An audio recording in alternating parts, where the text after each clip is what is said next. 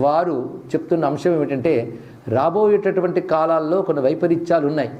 ఒకవైపు భయంకరమైనటువంటి యుద్ధ సంబంధమైన వాతావరణం కనబడుతుంది, మరొక వైపు ప్రాణభీతితో దిక్కుతోచక పరిగెడుతున్న కొన్ని ప్రాంతాలు ఉన్నాయి.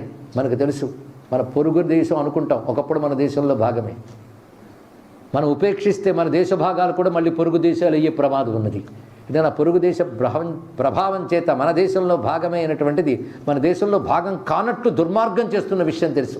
అది ఏ అధికారం మీద మమతయో మనకు తెలియదు, కానీ అలాంటి భయంకరమైన పరిస్థితులు ఏర్పడుతున్నాయి. అంతేకాదు యుద్ధ వాతావరణాలు క్రమ్ముకుంటున్నాయి, ప్రకృతి వైపరీత్యాలు విపరీతంగా ఉన్నాయి, విపరీతంగా రాబోతున్నాయి. ఇలాంటి సమయంలో ఏమి చేయాలి అంటే ప్రతి వారి కర్తవ్యం భగవంతుని ఉద్దేశించి వారి పూజానంతరం దేశం కోసం ధర్మం కోసం ఆరాధన చేయాలి. ఇది కర్తవ్యం. ఇది చెయ్యనంతసేపు